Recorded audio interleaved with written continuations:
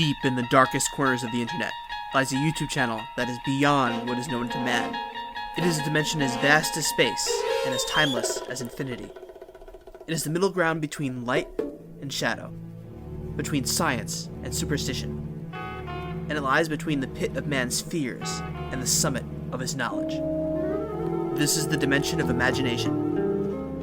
It is a YouTube channel which we call Flash Forward Reviews.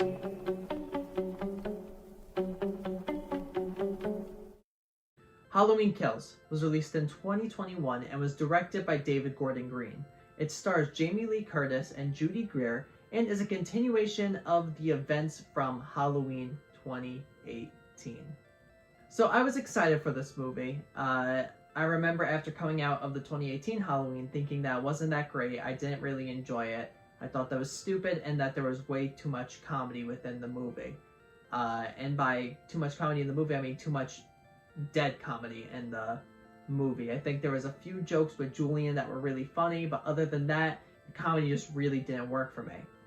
So I was excited to see this movie to see if the style would change, what would be different about the movie. And after coming out of Halloween Kills, I do feel it is better than the 2018 Halloween, but there's still a lot that I really did not like in this movie, and there was stuff that I did really like about it.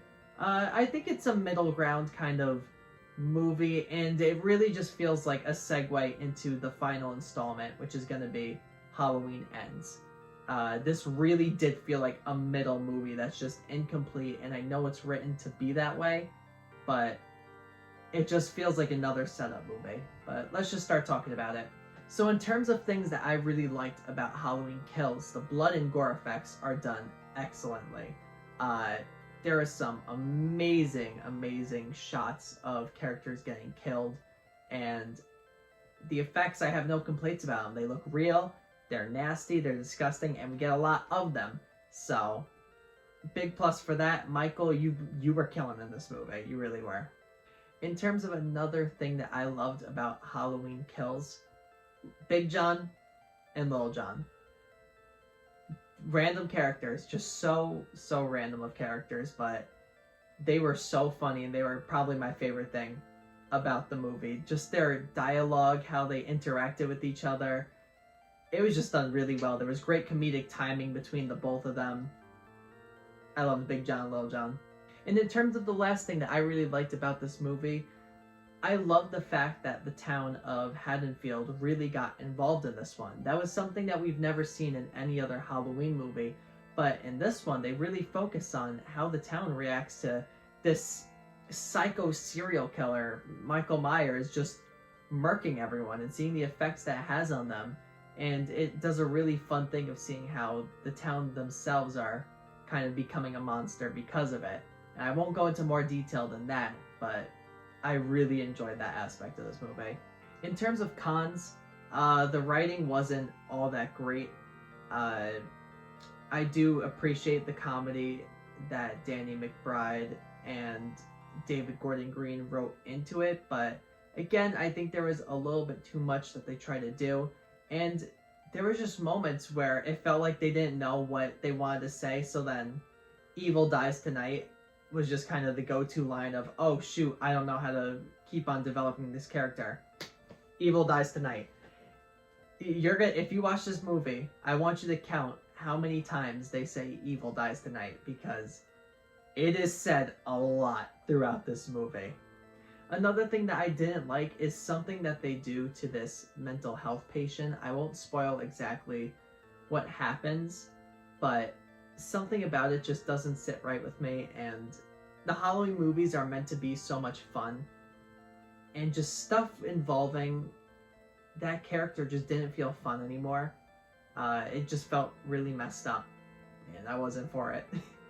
But overall, like I said, there's some things to really like about this movie. It is better than the 2018 one, but the writing just really struggled at different points throughout the movie, and I hated what they did with the mental health patient character.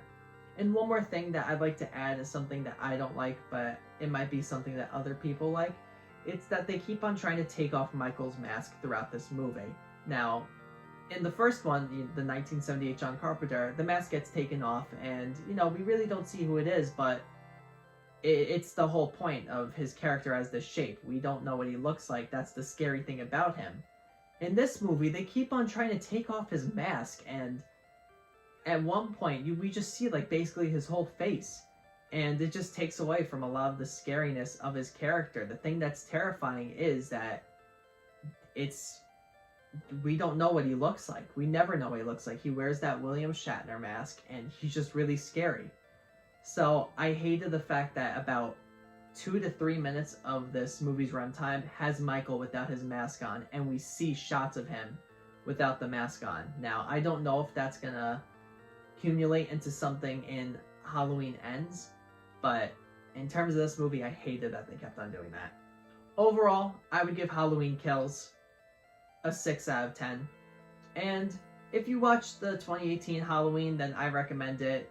This is a series, so you're gonna have to get through this one, watch Halloween Ends, and you're gonna be confused if you don't watch this one. So for that reason, I recommend it. If you're not into Halloween, not into really the series, don't watch it. It's not for you. So thank you everyone for watching this review, and be on the lookout for more reviews in the future. I got some fun movies that I'm going to be reviewing soon, so be on the lookout for that.